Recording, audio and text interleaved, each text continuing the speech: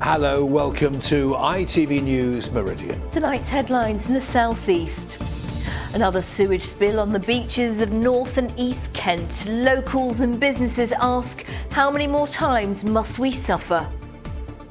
We are very proud of our 18 miles of coastline, and it is a huge asset for us. And Southern Water are failing us. Abused and ridiculed for being disabled, Ella tells us about her experience as hate crime is on the rise in some areas. Makes me feel just very, very furious and small as an ant and despairing at the world and humankind. Also this Wednesday, the three kings from Africa who came to plead with Queen Victoria. School children in Sussex learn about their hidden history. And Tripping the Light Fantastic, a show unlike any other inside the vastness of Rochester Cathedral. Good evening to you. Beaches in Kent have once again been closed to bathers after Southern Water released unscreened sewage into the sea, affecting up to 15 miles of Thanet coastline. A fault at a pumping station in Broadstairs yesterday morning is being blamed. Beaches have been closed below the waterline from Margate to Ramsgate. It comes after Thanet beaches were closed for a week because of another sewage leak this summer. And residents and businesses say they've had enough. Here's Sarah Saunders. Classes are cancelled at Kent Surf Club in Broadstairs after Southern Water released unscreened sewage into the sea. Again. This time because of a fault caused by storm damage at the Joss Bay pumping station. Well, it's catastrophic. Again, you know, Southern Water dumping in the ocean, having to close again with our open water swimming courses that we're running here. We can't operate. And speaking for the whole of the community, for the surfers and the paddleboarders, we're angry with it. There are signs advising the public not to enter the water at 14 beaches in this area. But as heavy rain battered the region over the past few days, screened sewage was released into the water from the Isle of Sheppey to the Isle of Wight. The company's Beach Boy map shows the extent of the discharges, affecting Deal, Sheppey, Swale, Thanet, Folkestone, Eastbourne, Worthing.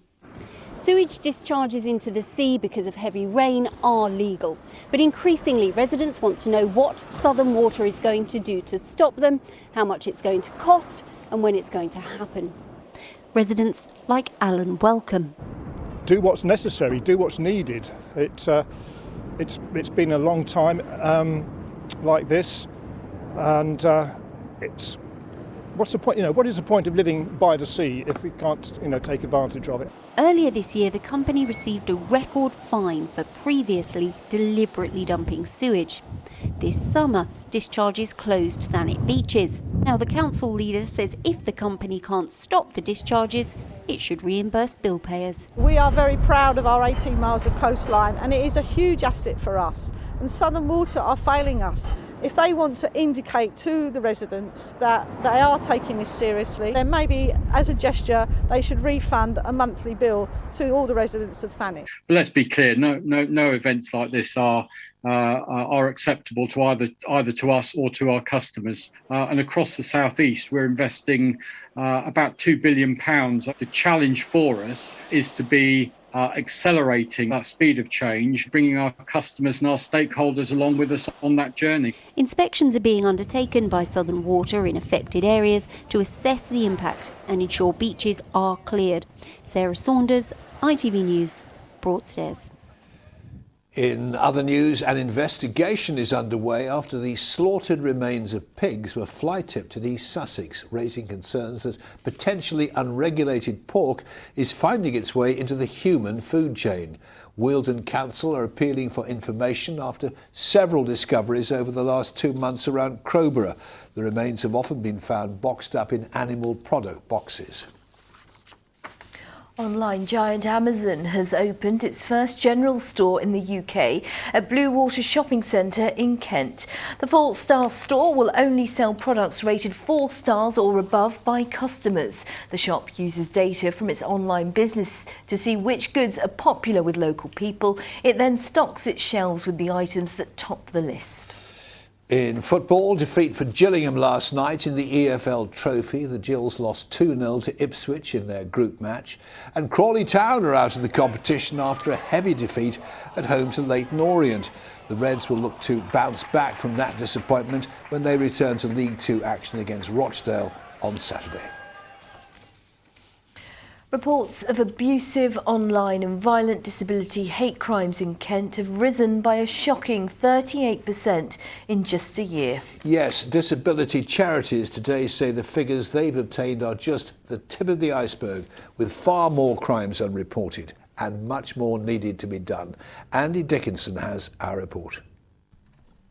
Ella Glendinning is an award-winning filmmaker. Like Sunday, her piece about the experience of being a wheelchair user on a night out. She's never reported a disability hate crime, but says she's regularly laughed at, manhandled and ridiculed.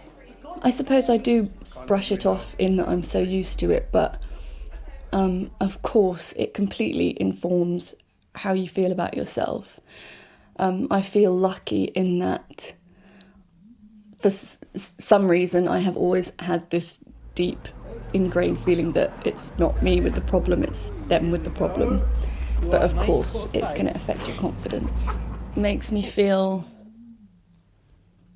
just very, very furious and small as an ant and despairing at the world and humankind. Here in Sussex, disability hate crimes actually fell last year after a spike the year before, but in Kent cases rose significantly, with 312 in all, 2/3 of which were classed as violent. What we've seen is that people have not been deterred by the lockdown. A lot of hate crime moved online, so 52% of hate crimes reported last year were online.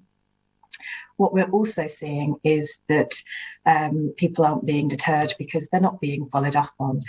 We had an 89% rise of repeat offender rates, and it's not hard to understand that when you see that only 1% of disability hate crimes actually went through to the Crown Prosecution Service or were charged. In Ella's film, her would-be abusers actually become fast friends. Charities today asking for specialist disability liaison officers in every police force and for society itself to change, educate and embrace, not abuse. Andy Dickinson, ITV News, Rottingdean. Conservatives from the South East are heading home tonight after their party conference in Manchester. The final day was dominated by the Prime Minister's big speech. He told them the government's levelling up agenda is good for the whole of the country, for the South as well as the North. A warning that this report by Phil Hornby contains flashing images. For the Prime Minister, an early morning run. For the Tory faithful, a mid-morning queue. After a fairly lacklustre week and a largely empty conference hall, suddenly this was the hottest ticket in town. Very proud to be British and very proud to be a Conservative in here. Are you absolutely confident the Prime Minister knows what he's doing? Yes, I am. You sound slightly worried that Boris isn't being as Conservative as you would like him to be. I think that's probably fair to say. I think fundamentally the principles are there. So what about the principles of what he calls levelling up? 2 days after this... lots of people in the South are worried it just means loads more money to the North. No. He had this to say about life in the South East. Overcrowded trains, endless commutes, too little time with the kids. And that is why levelling up works for the whole country, because it helps to take the pressure off parts of the overheating South East while simultaneously offering hope and opportunity to those areas that have felt left behind. I'm not afraid of levelling up. It's about outcomes. People don't understand levelling up if they don't move and see that change. Now, we've got a couple more years as we come out of the pandemic to start to show that to people in the South East and across. We know what we need to do in our local constituency. It's about supporting the schools, getting the skills and the opportunities there, sorting out the centre of Burgess Hill that's been waiting for 10 years for a redevelopment. So we've got some real priorities. We've got a levelling up bid in, so I hope Michael Gove is listening today. Party conferences aren't just about serious politics, of course, they're also about partying. Here's the Work and Pension Secretary having the time of her life late last night.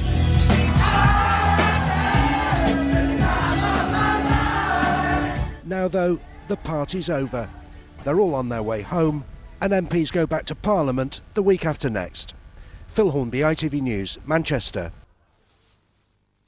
In less than 4 weeks, politicians and scientists from across the globe will be meeting in the UK for the United Nations Climate Change Conference, or COP26. Yes, many view it, of course, as the last chance for the governments to come together and try to prevent the worst effects of global warming. Well, in the second of his special features, ITV's weather presenter Alex Beresford looks at some of the simple changes we can all make to help to try and save our planet.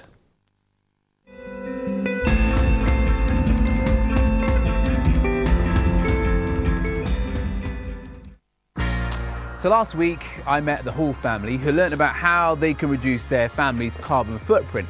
And what we learned is one of the easiest and most tangible things that you can do is reduce your food waste. So I've come here today to get some help with my shopping. Liam is from the environmental charity Hubbub and works to reduce people's food waste. He's going to show me how I can do the same. The average UK family wastes about £730 a year of food straight into the bin.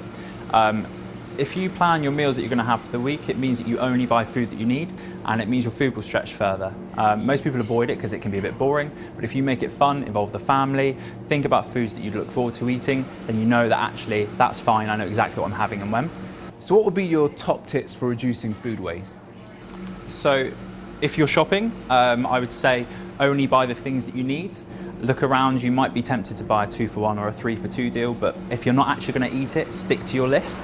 Fridges should be between 3 and 5 degrees, and a lot of fridges are slightly too warm, and it means that your food will go off sooner.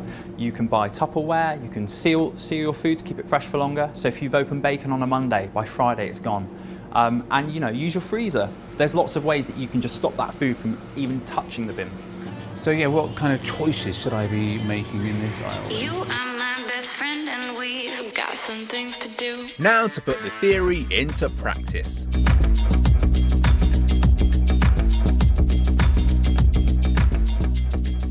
The average UK household wastes around £60 worth of food a month.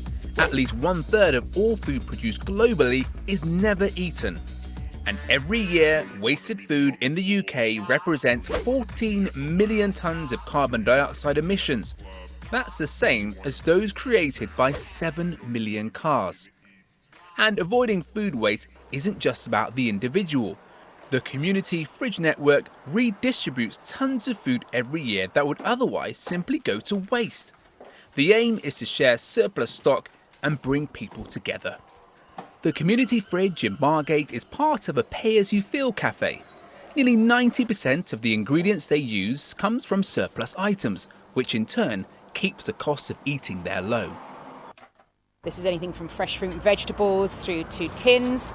They may be dented tins that have come from the supermarket, or just rebranding, relabeling, which means that it's surplus to requirements. So we put this out here available for anyone to take for free. They can make a donation if they want, but that's really not necessary. And this way we help keep food out of landfill, and we help make sure that people around have access maybe to a top up on their shopping. So whether you want to be part of a community project or you want to cut down on your waste at home, simple tips like planning your meals and making a shopping list can help stop those impulse buys, meaning you waste less food and less money.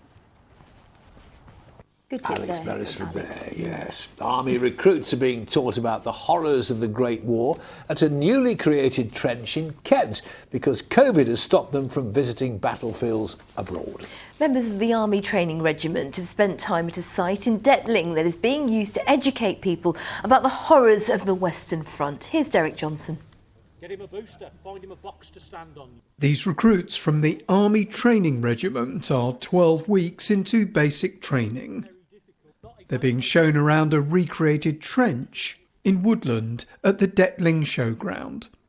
Military historian Andy Robertshaw is behind the project called the Centre for Experimental Military Archaeology. We imagine the Great War being fought in the fields, but of course it was also fought in woodland, whether it's Mametz wood or high wood, or in this case, the replica that we've built here is railway wood near Ypres in Belgium.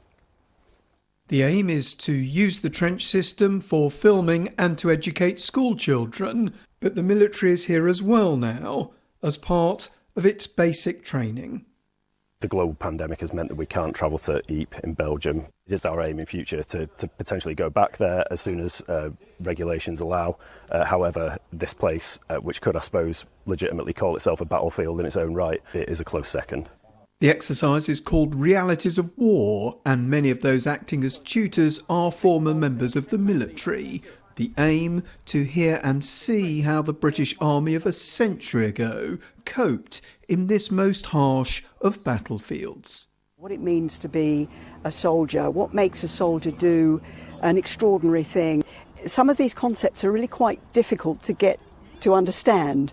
So actually seeing a practical demonstration or hearing a story is a very good way for them to learn, and then you can think about it and how might I have behaved in the same circumstances, for example. In what way do places like this help us understand what life was like on the Western Front? Museums often have replica trenches that they're obviously not like the real thing. The trenches on the Western Front nowadays are either lumps and bumps in fields with sheep on them, or they're concrete.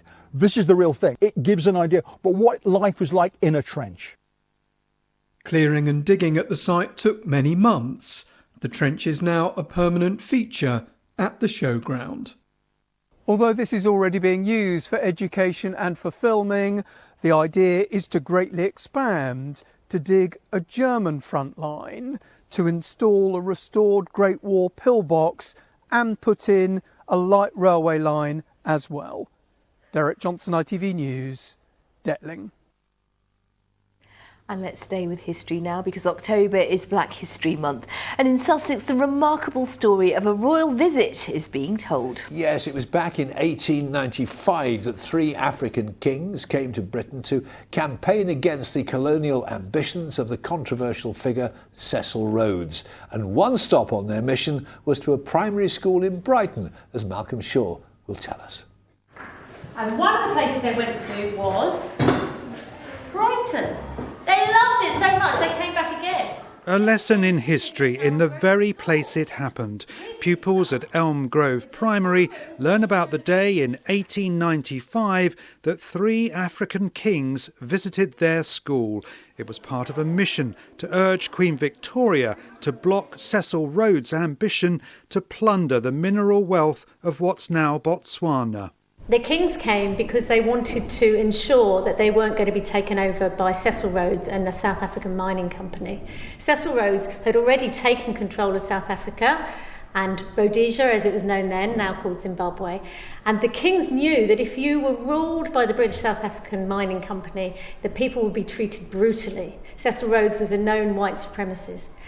They came to speak to Queen Victoria and the British government to ask if they could remain a British protectorate and have some control over their own country so they could keep their people safe.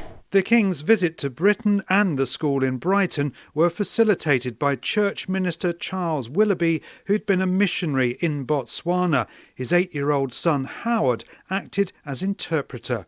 Almost 130 years on, these Year 5s reflect on the part their school played in our imperial past. It's kind of unfair that they invaded Africa. To think that 3 kings came to this exact school. They were just like treating the black people just because the colour of their skin really, really badly. It's very horrible how this Cecil Rhodes person just treats people in that way. Records suggest the 3 kings received a warm welcome in Brighton, though the story was largely forgotten until it was brought back to life by the Brighton and Hove Black History Group, its themes still striking a chord with today's audience. I think it's something that's really relevant at the moment. The children, we have lots of discussions and are very, very aware about discrimination and similar issues. So they want to talk about it, they want to find out what's happened in the past and what maybe they could do differently in the future, so the history doesn't repeat itself. So you might all have a completely different idea about the story, what you think is important about this story.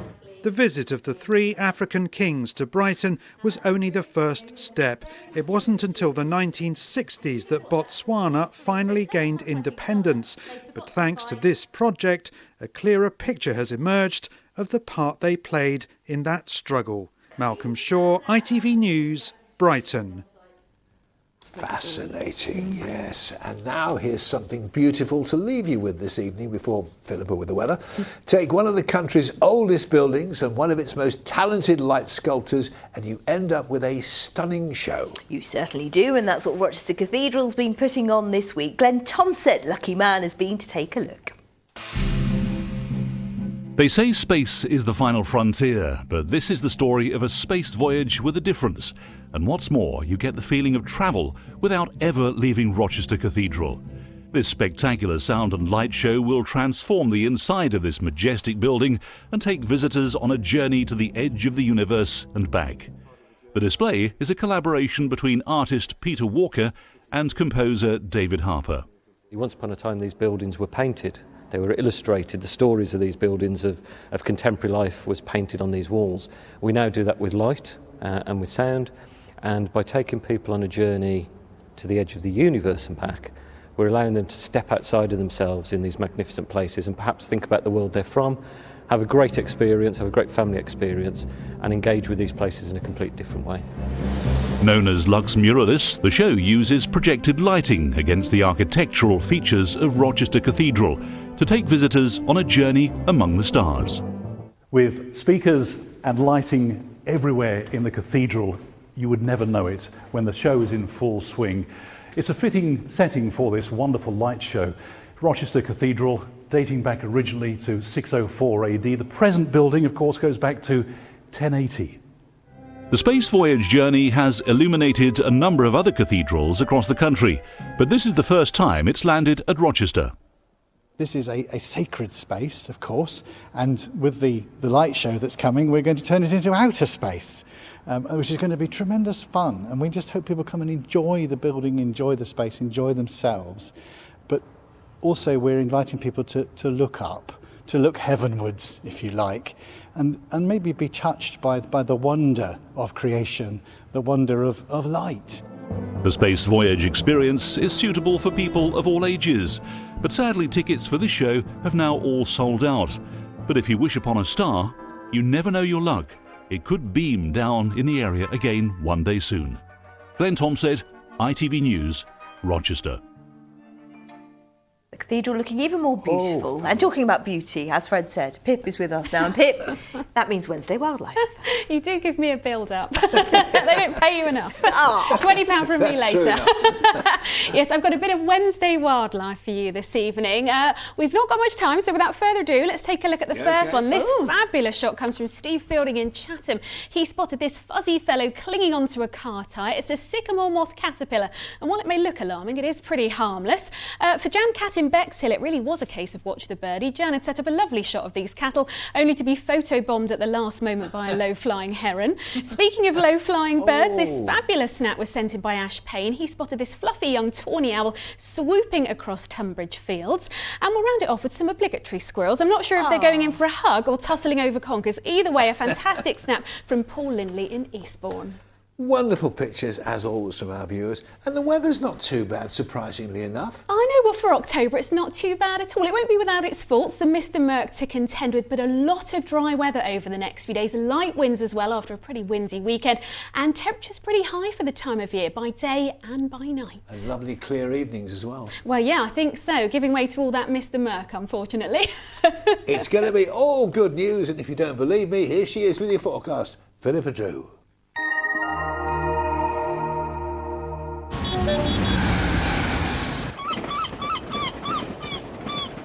Great Western Railway sponsors the ITV Meridian weather. Lots of quiet weather on the way over the next few days then. The emphasis very much on dry conditions. After a fairly breezy few days, the winds will be quite a bit lighter than they have been too, and it will be rather warm for the time of year, not just by day but also overnight. All thanks to high pressure, of course. It's been with us today and it will stay with us as we work our way into the weekend, maintaining settled conditions for a fair while yet and keeping any fronts at bay up towards the north and west for the time being. Out there at the moment then, a very quiet start to things. We'll see clear spells through this evening. Cloud will gradually increase as we head through the night. It could be thick enough to produce 1 or 2 spots of light drizzle, but not amounting to very much. For most of us dry, and with that cloud cover, temperatures staying up for many of us up in double figures. So tomorrow morning then, a rather cloudy start, perhaps some mist and murk over the highest ground, and still the risk of 1 or 2 spots of drizzle. But conditions improving as we head through the day. The cloud lifting and breaking, some bright or sunny spells coming through for the afternoon. And with winds quite a bit lighter than they have been, it shouldn't feel too bad where the sunshine comes through. Highs tomorrow around 17, 18, locally 19 Celsius. These are the high tides for tomorrow. Then for Chatham there, just before 2 in the morning, just after 2 in the afternoon. And then looking ahead through the latter stages of Thursday and into Friday, where we hold on to that high pressure, so all staying fairly quiet and settled overnight. But that could once again give rise to some areas of misty low clouds. So potentially quite a murky start to Friday, but that will lift to allow 1 or 2 bright spells to come through. A similar scene on Saturday, clouding over again on Sunday. Just the risk of a very weak weather front heading our way. Do take care. I'll see you later. Bye-bye.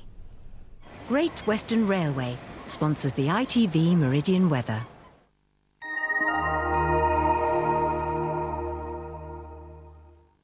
And in just a moment, the ITV Evening News continues here with Mary Nightingale. St Gita's got our late news just after 10:30, never to be missed. Yes, but for now, from the team here at ITV Meridian, thanks for watching, enjoy your evening, take care, and... I'll see you later. Bye-bye.